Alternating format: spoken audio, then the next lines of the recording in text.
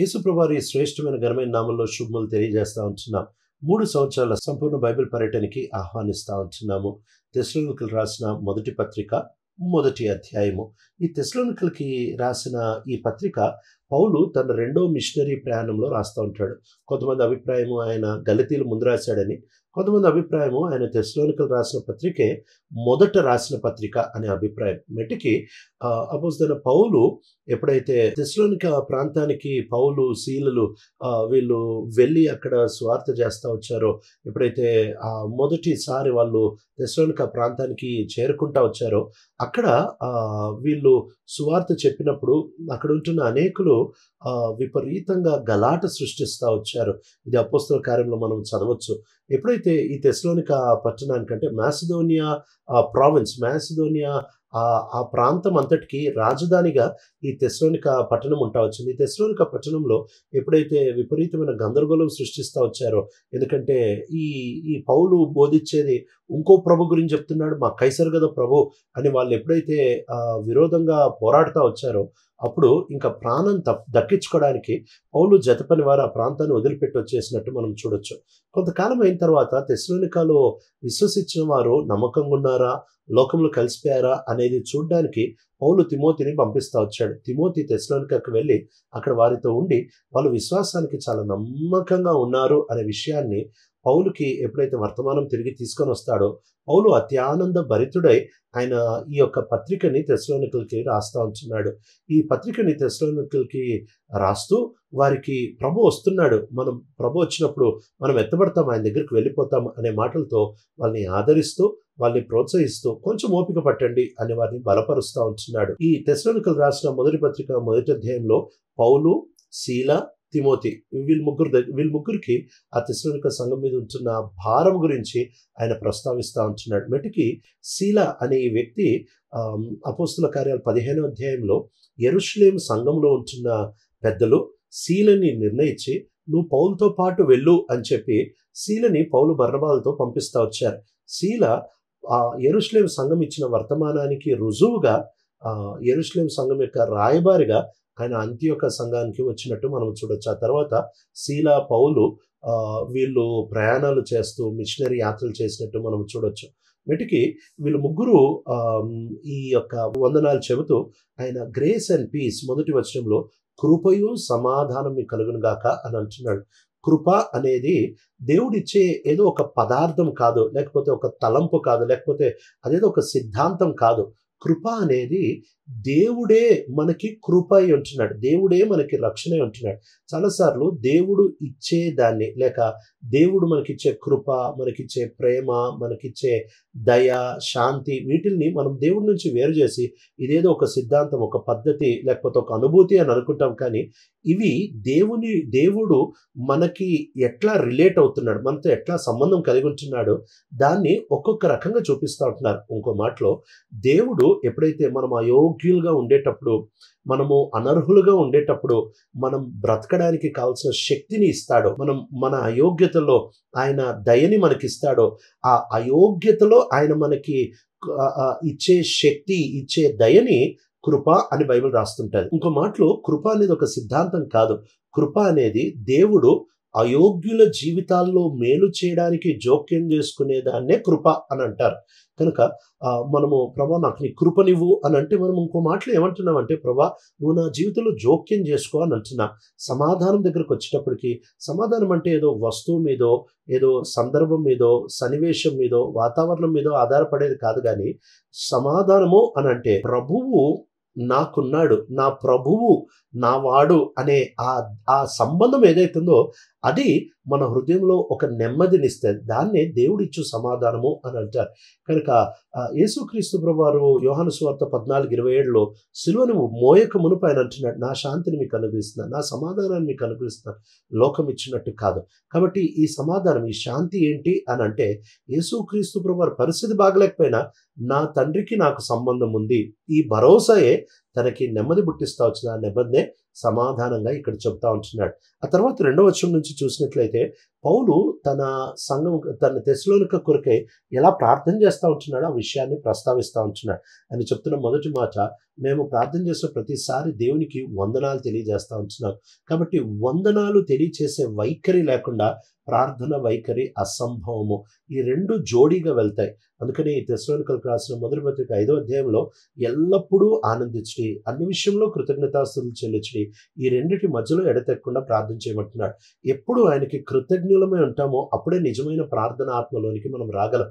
ఆయనకి మనం కృతజ్ఞులుగా లేనప్పుడు మనము నిజమైన ప్రార్థన చేయలేని వారమై ఉంటున్నాం.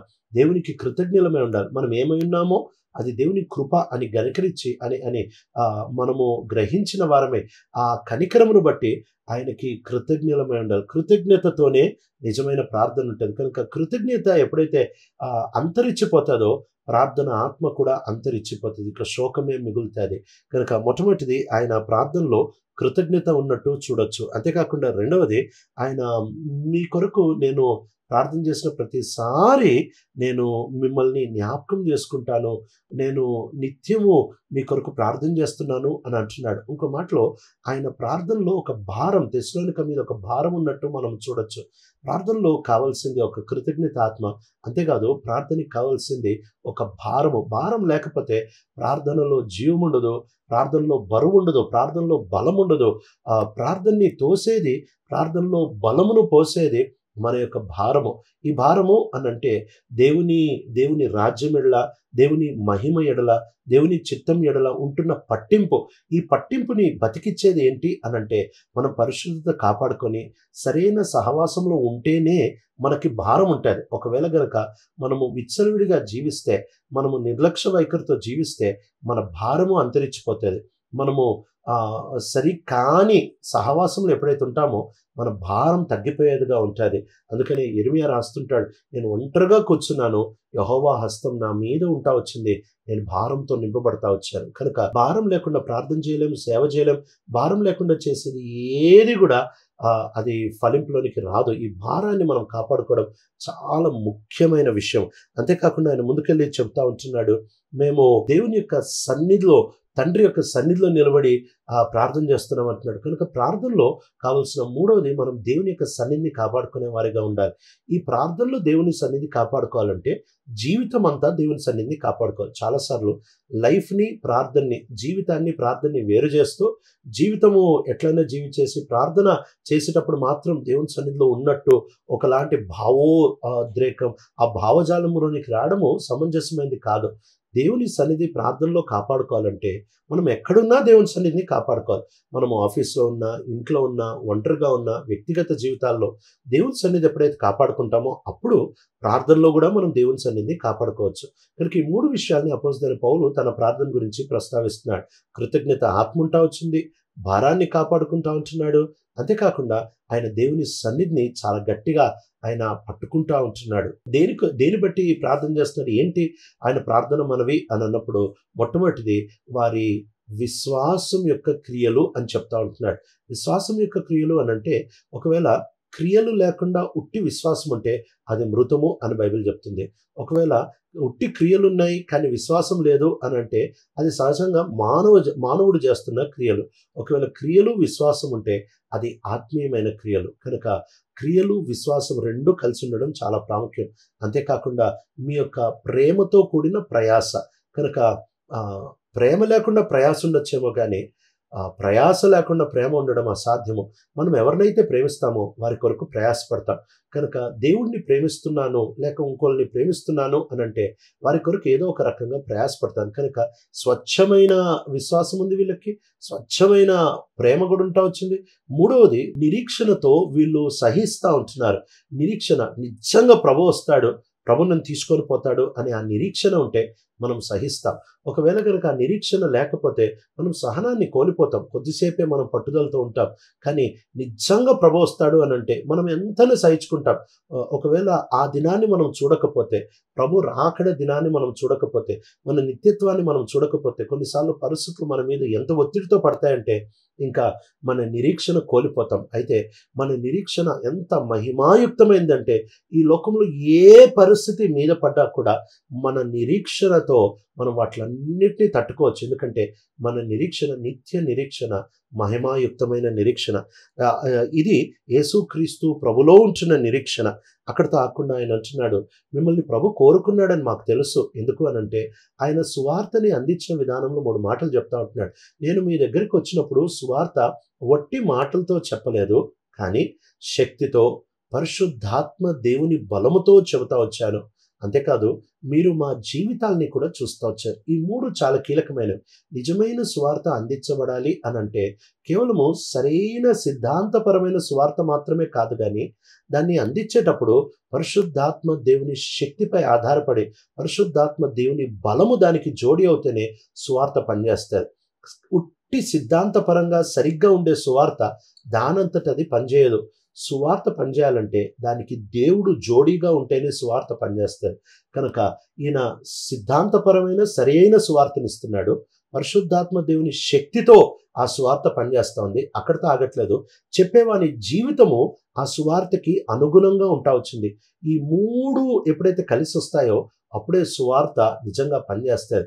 సరైన సిద్ధాంతం ఉండాలి, పరిశుద్ధాత్మ దేవుని బలము దానికి జోడి అయి ఉండాలి, చెప్పేవాని బ్రతుకు సువార్తకి అనుకూలంగా ఉండాలి.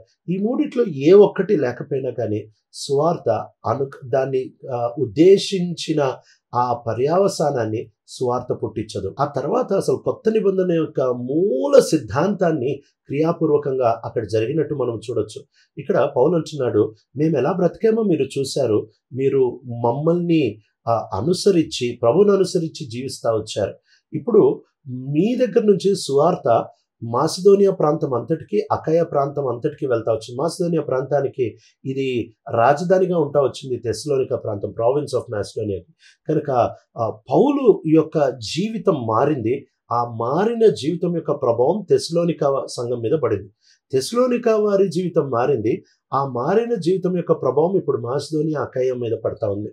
కనుక క్రైస్తవత్వము పౌలు యొక్క మెదడులో ఉంటున్న సిద్ధాంతాలన్నీ తెస్సలోనిక మెదడులో పెట్టేసి, తెస్సలోనిక మెదడులో ఉంటున్న సిద్ధాంతాలన్నీ మాసిదోనియాలో పెట్టేస్తే ఈ జ్ఞాన బదిలీ బట్టి ఏమి జరగదు. కనుక జీవితం యొక్క ప్రభావం పడాలి. కనుక పౌలు యొక్క జీవితం యొక్క ప్రభావం తెస్సలోనిక సంఘం మీద, తెస్సలోనిక యొక్క జీవితం, మారిన జీవితం యొక్క ప్రభావం మాసిదోనియా, అకయ మీద పడినట్టు పౌలు చూసి చాలా సంతోషిస్తున్నాడు. చివరిలో పౌలు వాళ్ళని బలపరుస్తూ అంటున్నాడు, మీరు ఎట్లా మీ విగ్రహాల నుంచి తిరిగారో నాకు గుర్తుంది. ఆ దినాన్ని మీరు ఎట్లా తిరిగి నమ్మకంగా ఉన్నారు, దాన్ని బట్టి నేను ప్రభుని కీర్తిస్తూ ఉంటున్నాను. ఇట్లానే ఉండండి, ఎందుకంటే ప్రభు వచ్చినప్పుడు మీరు ఉగ్రత తప్పించుకుంటారు. ఉగ్రత అనే ఈ శీర్షిక, ఈ అంశము తెస్సలోనికల పత్రిక, మొదటి పత్రిక అంతట్లో మనం చూడొచ్చు. మెటికి పౌలు యొక్క ప్రార్థనని మనం చూడొచ్చు, పౌలు యొక్క సువార్తని మనం చూడొచ్చు. అంతేకాకుండా పౌలు యొక్క వారిపై చూపించిన ప్రభావాన్ని కూడా మనం ఈ మొదటి అధ్యాయంలో చూడొచ్చు. ప్రియ తండ్రి, నమ్మకమైన దేవా, మా జీవితాల్లో దేవా లేఖనం చెబుతున్న విశ్వాసం, ప్రేమ, నిరీక్షణ, సువార్త ప్రభావము కలిగి ఉండడానికి సహాయపడుతున్నాం. యేసు ప్రభు నామములో అడుగుతున్నాం తండ్రి, ఆమేన్.